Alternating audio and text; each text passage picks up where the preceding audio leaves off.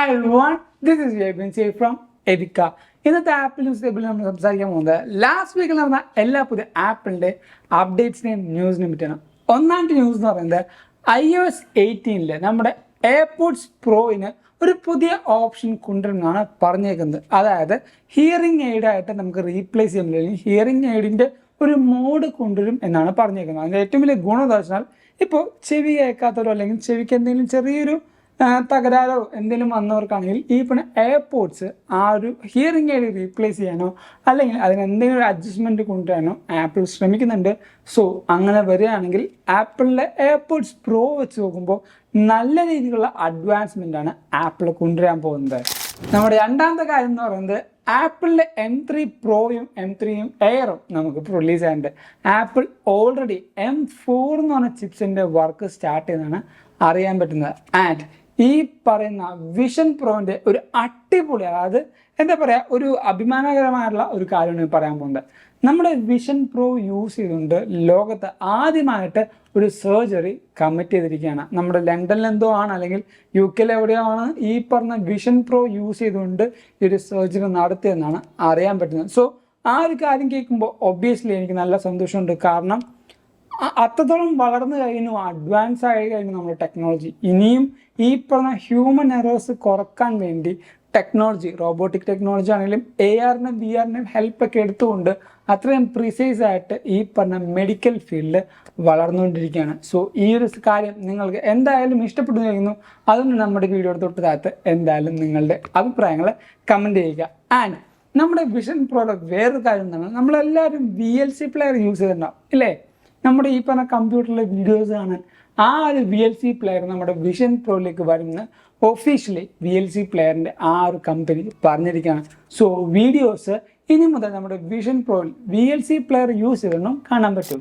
iOS 17.4 നമുക്ക് release ആയിട്ടുണ്ട്. അത്യാവശ്യം നല്ല രീതിക്കുള്ള ആ ഒരു ഓപ്പറേറ്റിംഗ് സിസ്റ്റം ചെറിയ എവിടെ എന്തൊക്കെയോ പ്രശ്നങ്ങൾ വരുന്നുണ്ട്. അതുകൊണ്ട് തന്നെ പുതിയ iOS 17.4.1 എന്ന് പറഞ്ഞാൽ ഒരു സ്റ്റെബിലിറ്റി അപ്ഡേറ്റ് ആപ്പിൾ പ്രിപ്പയർ ചെയ്തുകൊണ്ടിരിക്കുകയാണ്. സോ ഈ വരുന്ന വീക്കിൽ ചിലപ്പോൾ നമ്മുടെ ഈ പറഞ്ഞ iOS 17.4.1 എന്ന് പറഞ്ഞാൽ ആ ഒരു ഒഫീഷ്യൽ അപ്ഡേറ്റും 17.5 എന്ന് പറയുന്ന ബെയ്റ്റയുടെ അല്ലെങ്കിൽ ആ ഒരു അപ്ഡേറ്റിൻ്റെ ബെയ്റ്റ 1 നമുക്ക് ലഭിക്കാനും ചാൻസ് ഉണ്ട്.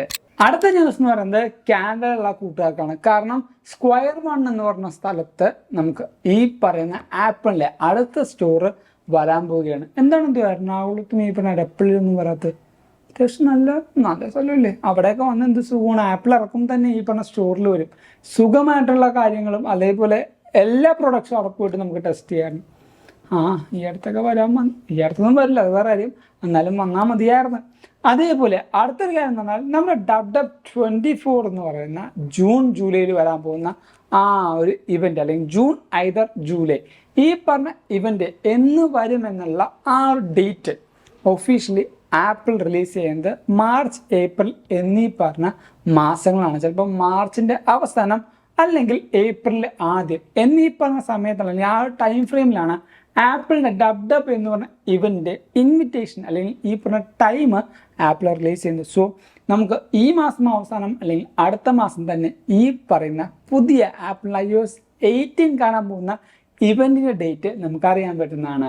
ഇനി ആപ്പിൾ പറഞ്ഞതനുസരിച്ച് 2028 നമുക്ക് എടുത്തു കളഞ്ഞ SPO2 അല്ലെങ്കിൽ ബ്ലഡ് ഡോക്സിൻ്റെ ഓപ്ഷൻ ആപ്പിൾ തിരിച്ചു കൊണ്ടുവരും. ഒന്നെങ്കിൽ കേസ് ജയിച്ചുകൊണ്ടും അത് തിരിച്ചു കൊണ്ടുവരും, അല്ലെങ്കിൽ ഈ പറഞ്ഞ സോഫ്റ്റ്വെയറുമായിട്ട് ആപ്പിൾ ഈ പറഞ്ഞ ഓപ്ഷൻ തിരിച്ചു കൊണ്ടുവരുന്നതാണ് ആപ്പിൾ പറയുന്നത്. ഇനി അൺഒഫീഷ്യലായിട്ട് കുറച്ച് ആൾക്കാർ പറയുന്നതിനാൽ നമ്മുടെ വാച്ചും iOSഉം ഈ പറഞ്ഞ ജെയിൽ ബ്രേക്ക് ചെയ്തിട്ട് ഈ പറഞ്ഞ സോഫ്റ്റ്വെയർ നമുക്ക് തിരിച്ച് റീഗെയിൻ ചെയ്യാമെന്നും പറഞ്ഞേക്കുന്നുണ്ട്. പക്ഷേ ജെയിൽ ബ്രേക്ക് ചെയ്താൽ ഒരു കാര്യം നിങ്ങൾ മനസ്സിലാക്കുക, ഒരിക്കലും ആപ്പിളിൻ്റെതായ സർട്ടിഫൈഡ് ഉള്ള ഒരു കാര്യങ്ങളും നിങ്ങൾക്ക് പിന്നീട് കിട്ടില്ല. കാരണം സർവീസ്, വാറണ്ടി, ഗ്യാരണ്ടി അല്ലെങ്കിൽ എന്തെങ്കിലും ഒരു ഓപ്ഷൻ ഈ പറഞ്ഞ ടെക്നിക്കൽ ടീമായിട്ട് വേണമെങ്കിൽ പോലും നിങ്ങൾക്ക് ലഭിക്കില്ല. കാരണം അത്രമാത്രം ഈ പറഞ്ഞ ആപ്പിൾ എക്കോസിസ്റ്റത്തിൽ നിങ്ങൾ പുറത്താവുകയാണ്. അതുകൊണ്ട് തന്നെ ജെയിൽ ബ്രേക്ക് ചെയ്യുന്ന ആൾക്കാർ ഒരിക്കലും പ്രൈമറി ഡിവൈസിൽ ചെയ്യാതിരിക്കാൻ നോക്കുക.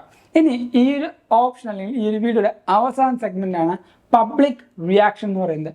ഇന്നത്തെ വീഡിയോയിൽ ഞാൻ നിങ്ങളോട് ചോദിക്കാൻ പോകുന്നത്, നിങ്ങൾക്ക് ഏറ്റവും ഇഷ്ടമുള്ള ആ ഒരു മ്യൂസിക് പ്ലാറ്റ്ഫോം ഏതാണ്? സ്പോട്ടിഫൈ ആയിക്കോട്ടെ, ആപ്പിൾ മ്യൂസിക് ആയിക്കോട്ടെ, അതേപോലെ യൂട്യൂബ് മ്യൂസിക് ആയിട്ട്, സൗണ്ട് ക്ലൗഡ് ആയിക്കോട്ടെ, നിങ്ങളുടെ ഫേവറേറ്റ് ആയിട്ടുള്ള ആ ഒരു സോങ് സ്ട്രീമിംഗ് പ്ലാറ്റ്ഫോമിലാണ് നമ്മുടെ വീഡിയോയുടെ തൊട്ട് താഴത്ത് കമൻറ്റ് ചെയ്യുക. അതോടൊപ്പം ഈ ഒരു വീഡിയോ നിങ്ങൾക്ക് എന്തായാലും ഇഷ്ടപ്പെട്ടു, അതേപോലെ ഹെൽപ്ഫുൾ ആണെന്ന് വരുന്നു.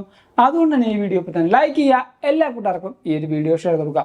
അതോടൊപ്പം നമ്മുടെ ടെലിഗ്രാം കമ്മ്യൂണിറ്റിയിൽ നിങ്ങൾ ജോയിൻ ചെയ്തില്ലെങ്കിൽ എന്തായാലും ജോയിൻ ചെയ്യുക. And thank you so much for watching four video.